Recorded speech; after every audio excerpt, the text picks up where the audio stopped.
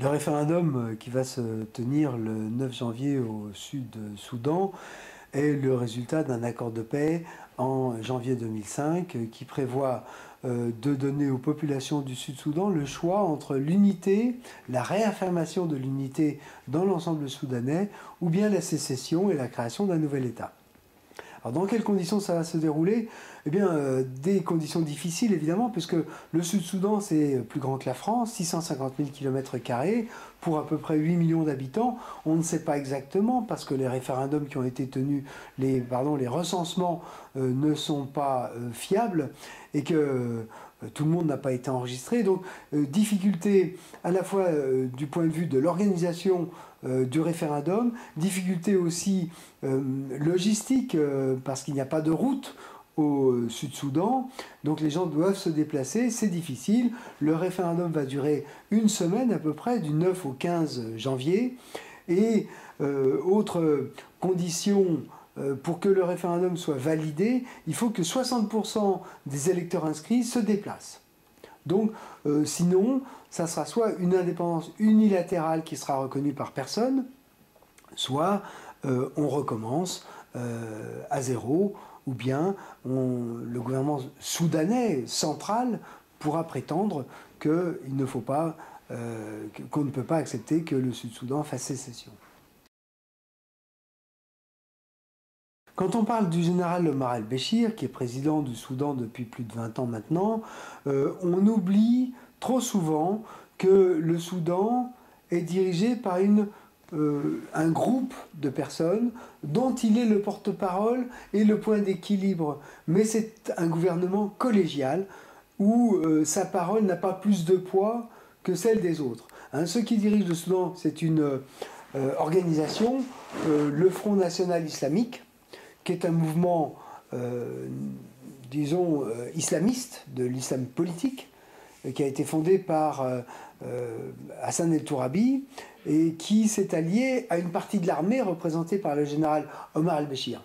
Mais lui-même n'a pas de décision personnelle à prendre. Il est victime, effectivement, de ce mandat d'arrêt de la Cour pénale internationale. En réalité, dans la mesure où les décisions sont prises collectivement, que ce soit de cette politique de contre-insurrection meurtrière au Darfour, ou bien d'accord de paix global au Sud-Soudan, la décision a été collégiale et la responsabilité est collégiale. Donc il ne faut pas parler de Omar el-Béchir, je dirais, en tant que personne.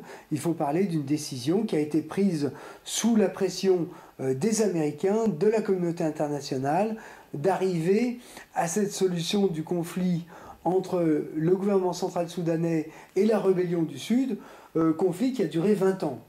Ce sont les Américains qui ont imposé que ce conflit se termine de cette manière-là, et à la suite du 11 septembre, le gouvernement soudanais a dû l'accepter.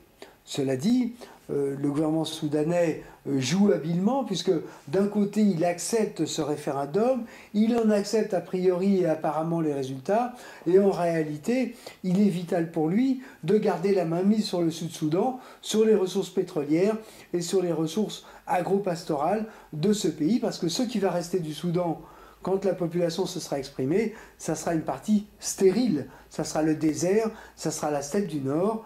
Donc le Nord a besoin du Sud pour survivre. Je pense que la majorité des gens du Sud-Soudan vont se prononcer pour l'indépendance à leur corps défendant. Parce que le mouvement de libération des peuples du Soudan qui a gagné ce référendum, qui a obtenu qu'il y ait ce référendum, se battait non pas pour l'indépendance, mais pour l'unité dans l'égalité. L'égalité de tous les Soudanais devant la loi, quelle que soit leur religion, quelle que soit leur ethnie. Le dirigeant historique de ce mouvement est décédé en août 2005, et maintenant les Américains imposent une solution qui est celle qu'ils ont imposée à Dayton pour la Yougoslavie, qui est, puisque ces gens-là ne sont pas d'accord, il n'y a qu'à les séparer. C'est une lecture très huntingtonienne des relations internationales et de la marche des affaires du monde, c'est-à-dire qu'il y aurait de grandes plaques tectonique comme ça, de fracture entre des civilisations. Les gens du Sud, Soudan, étant à la fois chrétiens et animistes, surtout animistes, et africains, entre guillemets, et les gens du Nord étant d'identité arabo-musulmane, réelle ou imaginaire, ce qui est faux, hein, ce qui est vraiment réducteur, mais donc ça correspond pas du tout à une demande des peuples du Soudan au départ, qui demandent l'égalité, qui demandent à ne plus être considérés comme des esclaves, mais avoir leur mot à dire dans les affaires de gestion du Soudan, sachant que Soudan, ça veut dire pays des Noirs, et que les gens du Sud-Soudan disent c'est nous les Noirs, donc c'est notre pays dans sa globalité. Maintenant, du côté du gouvernement de Khartoum, il y a d'une certaine manière une angoisse à l'idée de perdre le Sud, mais en même temps, il faut dire que ce gouvernement central n'a rien fait. Pendant les 6 années de période intérimaire entre 2005 et 2011, pour convaincre les gens du Sud que le monde avait changé, qu'ils ne seraient plus traités comme des citoyens de seconde catégorie, mais comme des citoyens à part entière, et donc leur faire préférer l'unité à la séparation.